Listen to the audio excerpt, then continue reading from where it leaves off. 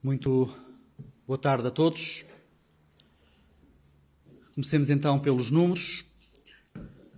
Conforme relatório epidemiológico emitido há pouco, registam-se 28.319 casos confirmados de Covid-19 em Portugal, o que representa mais 187 casos que no dia de ontem, ou seja, mais 0,7%. Por outro lado, verificam-se 680 casos em internamento, dos quais 108 em cuidados intensivos.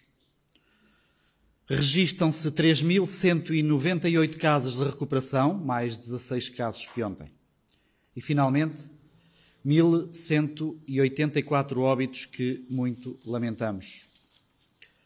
A taxa de letalidade global é de 4,2%. A taxa de letalidade acima dos 70 anos é de 15,4%. As pessoas em tratamento no domicílio são 82,1% dos casos e a percentagem em internamento é de 2,4%, sendo que 0,4% em unidade de cuidados intensivos e 2% em enfermaria. Temos hoje cerca de 74 mil profissionais de saúde a fazer vigilância clínica através da plataforma Trace Covid, que neste momento já envolve cerca de 345 mil utentes. A linha SNS 24, que continua a ser uma das principais portas de entrada do SNS, está a receber em média cerca de 7 mil chamadas, mantendo-se a tendência para a estabilização nas últimas semanas, quer no número de chamadas, quer nos tempos de resposta, que, como sabem, é de menos de 1 minuto.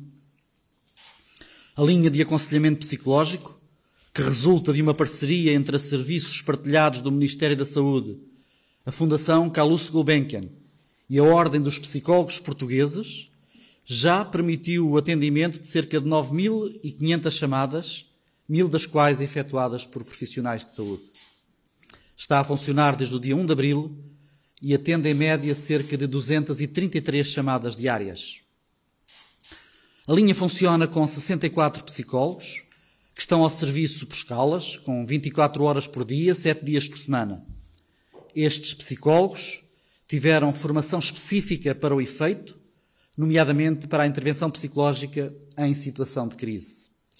É um serviço disponível para todos os cidadãos que não devem hesitar em usar em caso de stress, ansiedade, dificuldades em lidar com o isolamento social, entre outras matérias. Também no que toca a equipamentos, chegou na terça-feira um voo com 4,8 milhões de máscaras cirúrgicas, 220 mil zaragatoas e 22 mil fatos de proteção integral. Este material está já no laboratório militar e será distribuído consoante as necessidades. Estamos, por isso, empenhados em garantir que o Serviço Nacional de Saúde continua a dar respostas, quer Covid, quer não Covid, e continuaremos firmes neste caminho. Muito obrigado. Estamos disponíveis para as vossas questões. Boa tarde, Filipe Acima da RTP. Queria perceber um pouco o último balanço feito sobre as cirurgias urgentes. Foi a 14 de abril. Queria saber quanto é que este número aumentou de listas de espera para cirurgias urgentes e consultas e quanto tempo é que demorará a retomar os atrasos. Queria também perceber estes números de novos casos, ainda estão à base de centenas. Estamos ao 11º dia desde o desconfinamento, tendo em conta que são reflexo ainda de portugueses que estavam confinados, se esses são números expectáveis ou se poderiam ser inferiores e o que é que se espera para agora?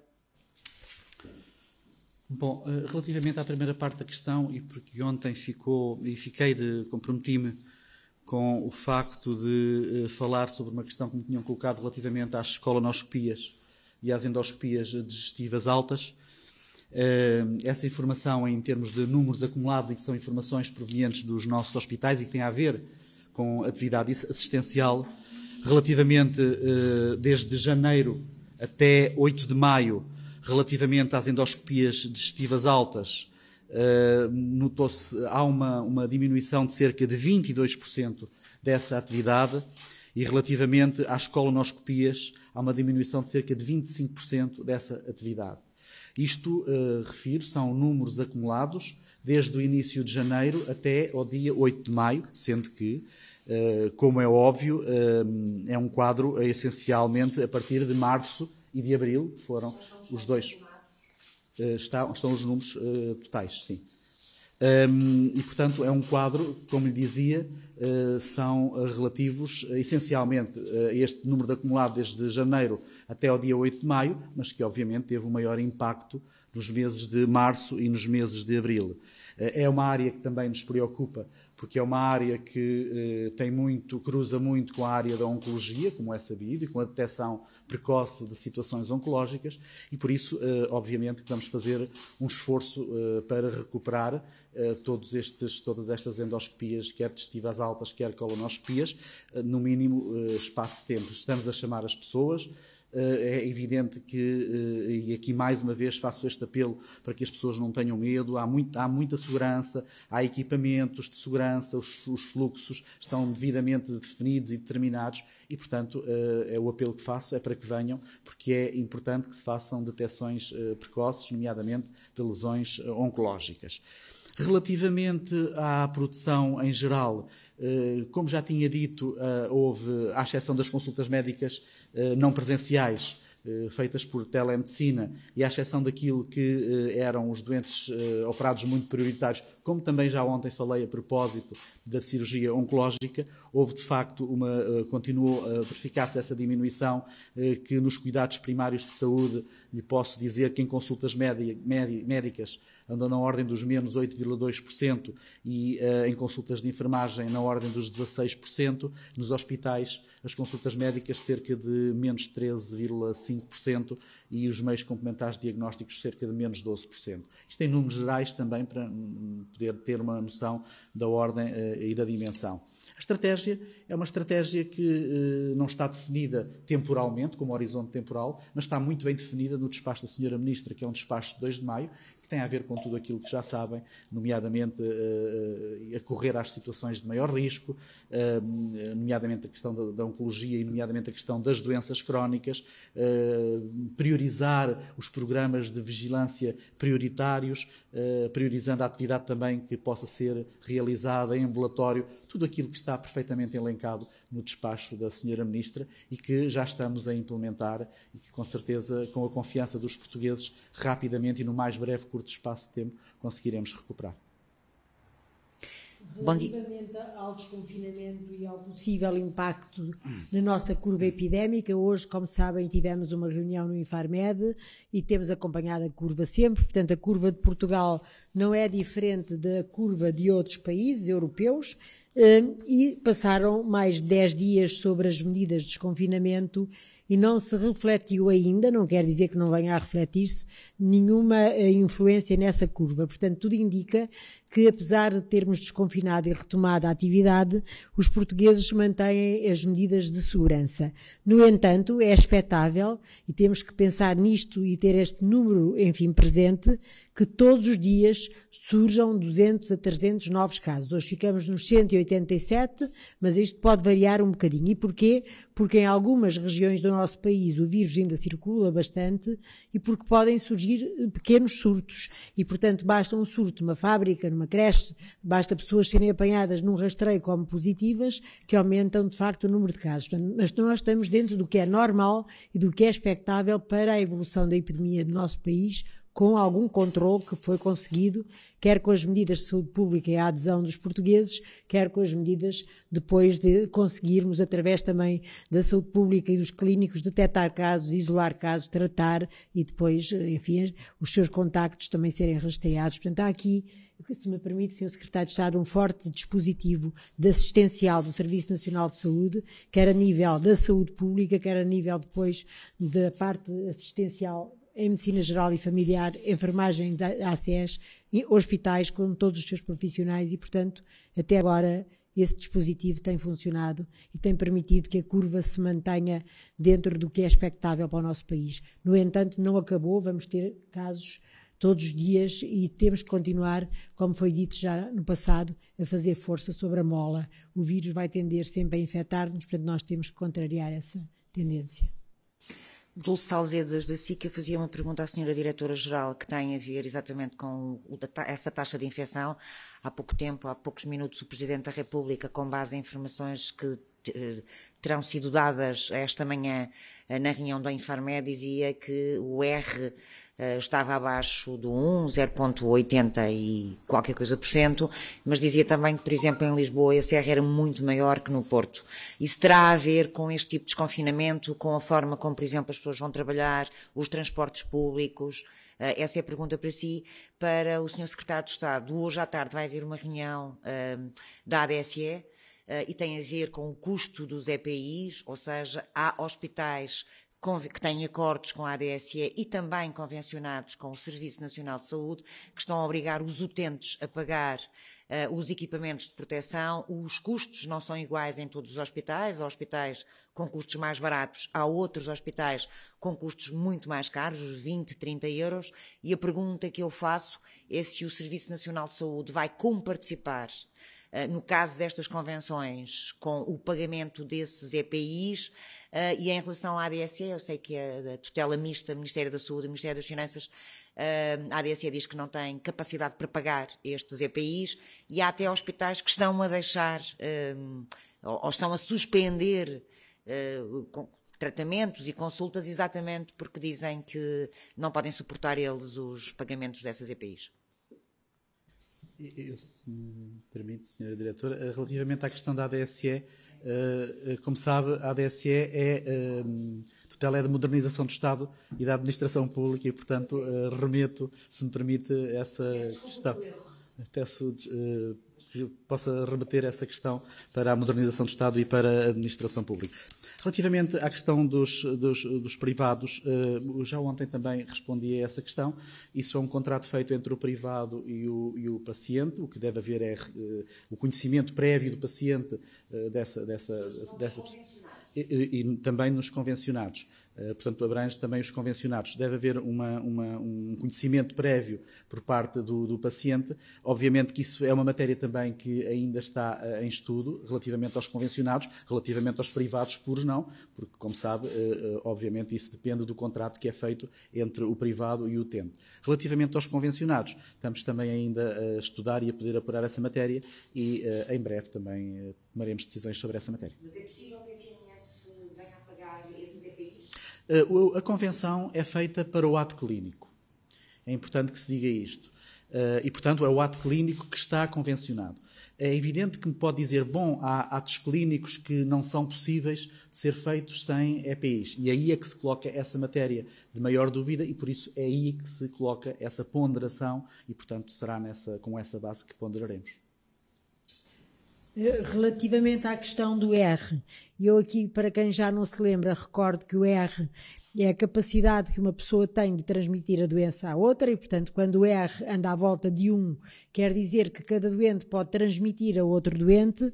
Este parâmetro é apenas um dos indicadores para perceber como é que está a epidemia. Outros indicadores são os novos casos em cada dia, portanto a incidência. É diferente nós termos um R de 1 com muitos novos casos por dia que originarão muitos outros do que ter um R à volta de 1 com poucos casos por dia. Depois temos outros parâmetros como o número de internamentos, o número de internamentos em unidades de cuidados intensivos. Todos estes parâmetros permitem monitorizar a epidemia. Relativamente ao R, o nacional é à volta de 1, de facto, e depois há pequenas assimetrias regionais. Neste momento, Lisboa e Val do Tejo têm um R ligeiramente superior ao resto do país, porque é, de facto, a região do nosso país que tem registado mais casos nos últimos dias. Mas não é um número muito elevado e teve pequenos surtos, como sabem, na Azambuja, no Montijo, que têm alimentado estes novos casos. Mas não me parece, pelo menos até agora, que isto reflita nenhuma movimentação especial depois do desconfinamento. Apesar de tudo, são pequenos números para Lisboa e Val do Tejo e temos que aguardar mais uns dias, mas a situação parece-me controlada. Primeiras questões para videoconferência, Agência Lusa. Bom dia, Célia Paulo. Eu perguntava à Diretora-Geral da Saúde sobre os sistemas de informação. Ontem a Associação Nacional de Médicos de Saúde defendeu que são necessárias ferramentas mais robustas e mais eficazes para se ter um sistema de vigilância epidemiológico que permitam decisões e avaliar o que é que vai acontecer. Eu perguntava o que é que a Diretora-Geral de Saúde acha sobre este tipo de informação. E outra questão que eu gostaria de colocar ao Sr. Secretário de Estado tem a ver com o último barómetro Covid-19 da Escola Nacional de Saúde Pública, que concluiu que as pessoas com baixos rendimentos e baixa escolaridade são as que mais reportam dificuldade em comprar máscaras e em utilizá-las adequadamente. E são este grupo que também necessitam mais dela para ir trabalhar, porque são aqueles que têm que trabalhar mais fora. Eu gostaria de saber se o Governo está a ponderar criar algum tipo de programa para a distribuição de máscaras a este tipo de população, com menos recursos e a preços mais reduzidos. Obrigada. Relativamente aos sistemas de informação, é óbvio que estamos sempre a trabalhar para os melhorar. E nós temos uma grande parceria entre a Direção-Geral da Saúde e os serviços partilhados do Ministério da Saúde, que têm todas as plataformas tecnológicas que nos permitem melhorar esta vigilância. O que nós queremos é fazer uma boa vigilância e ter parâmetros que nos deem alerta. E o que é que fazemos? Além de melhorar os dados primários e a informação, que está em contínua melhoria, nós temos muitos parceiros da academia. Portanto, nós neste momento trabalhamos com cientistas e com académicos de várias áreas que permitem, com os dados originais, fazer muitas coisas. Permitem ver a evolução da doença, permitem ver a evolução em função, por exemplo, da mobilidade das pessoas. Hoje em dia já é possível fazer isso. Permitem fazer projeções de risco, permitem fazer imensas coisas. Portanto, queria aqui dizer que a vigilância epidemiológica faz-se não só com dados primários que se colhem e que se tratam, como depois com processos muito sofisticados de modelação. E nós temos parceiros na academia que fazem isso e, portanto, eu creio que neste momento estamos a trabalhar para ter um sistema melhor, mais robusto, mais efetivo e mais eficiente, mas que temos dados para saber onde estamos e para projetar para onde vamos. E isso é o que se pede a um sistema de vigilância epidemiológica. Relativamente às máscaras, o que posso dizer é que este Governo pondera sempre tudo aquilo que diz respeito às faixas mais vulneráveis da população, nomeadamente quando diz respeito às pessoas com maiores dificuldades do ponto de vista económico-social. E, portanto, este Governo ponderará sempre essas questões de uma forma responsável. Agora, o que me parece que tem acontecido é que tem havido uma mobilização da sociedade civil, em conjunto com as instituições, em conjunto com as autarquias, e parece-me que essas máscaras têm chegado, e é isso que nos também tem chegado como repórter, que essas máscaras têm chegado a toda a população. E por isso, aquilo que neste momento apelamos é que se mantenha esta mobilização da sociedade civil, esta mobilização das instituições, esta mobilização das autarquias, para que nunca falte nenhum português, seja em condições for, uma máscara, para que possa estar seguro e para que possa ser também ele um agente de saúde pública em relação à segurança dos outros. Antena 1. Bom dia, Cláudia Costa, da Rádio Antena 1. O Presidente da República acabou de dizer há pouco, à saída da reunião no Infarmed, que o desconfinamento em Portugal foi um desconfinamento muito contido, pelo menos esta primeira fase, o que quer dizer que não há muitos dados para se tirar conclusões firmes. A segunda fase do desconfinamento arranca já na próxima segunda-feira, dia 18. Eu gostaria de saber se os senhores gostavam que os portugueses voltassem a retomar esta nova normalidade de uma forma mais confiante, até para se perceber a real dimensão da pandemia no país. A outra questão também está relacionada com o desconfinamento. A partir de segunda-feira volta a ser possível fazer visitas aos lares de terceira idade. Os idosos são reconhecidamente um dos pontos mais frágeis desta pandemia que estamos a viver. Do número total de mortos que já se registaram no país devido à Covid-19, podem fazer-nos uma atualização da percentagem de idosos que morreram em lares? Muito obrigada. Bom, relativamente à primeira parte da questão, deixe-me dizer-lhe que eu penso que diria que o que tem sido o fio condutor de todo este processo tem sido a coesão social, tem sido a solidariedade, tem sido a consciência cívica dos portugueses, e eu penso que tem sido este sentimento do coletivismo, de mais coletivismo e de menos individualismo. E é isso que eu quero fazer ressaltar. E de todo este, no fundo, todo este conjunto de valores, o que eu lhe posso dizer é que sim, nós queremos que os portugueses tenham confiança, queremos deixar essa palavra de confiança, mas sempre uma palavra de confiança com a salvaguarda da segurança. E por isso fica aqui uma vez mais o apelo para que não facilitemos. E que mesmo numa situação, como a senhora Diretora-Geral há pouco disse, com uma curva estabilizada e com uma trajetória favorável, penso que essa confiança não deve ser excessiva. Confiança sim, mas com segurança. E, portanto, que mantenhamos os nossos comportamentos, que mantenhamos os valores a que há pouco aludi e que se mantenham aquilo que são as orientações da Direção-Geral de Saúde e as respectivas diretrizes. Relativamente à segunda pergunta. Os lares? Relativamente aos lares, portanto, os dados atualizados hoje, e isto são lares e cuidados continuados, nós temos a reportar no total do país 477 óbitos que lamentamos. Na região norte são 259, na região centro 138, em Lisboa e Val do Tejo 75, no Alentejo 1 e no Algarve 4. Estas instituições são uma grande preocupação de todos nós. O Sr. Secretário de Estado falou em solidariedade, em coesão. São, de facto, os mais vulneráveis que têm que ser protegidos. Estão a ser tomadas muitas medidas e vamos, como disse bem, iniciar o retomar das visitas a estas pessoas, mas em segurança, com muitas regras, com muitos cuidados e com muitas limitações. É uma nova normalidade, portanto não é retornar ao passado e visitar as pessoas sem um conjunto de comportamentos que têm que ser adotados. E, portanto, sim, vamos retomar, mas com segurança, na segunda-feira, as visitas às pessoas que estão nos lares. Últimas questões. Jornal I. Boa tarde, Marta Reis, do Jornal I, do Semanário Sol. O Primeiro-Ministro anunciou hoje que já foram feitos cerca de 15 mil testes a funcionários de creches. Gostaríamos de ter um balanço dos resultados deste rastreio e de perceber se vão existir rastreios regulares não só nas creches, nas escolas, mas também nos lares e noutras instituições, tendo em conta que estes testes só permitem perceber se a pessoa estava ou não infectada no dia em que fez a análise. E depois só sobre os lares, a Sra. Diretora-Geral da Saúde disse esta semana que a data de retoma das visitas poderia ser diferida no tempo em alguns casos, consoante a avaliação das autoridades de saúde. Era se poderia explicar em que casos é que poderão não acontecer essas visitas e se da mesma forma isso também pode ser diferido no tempo da reabertura de creches ou escolas, ou se são questões distintas. Obrigada.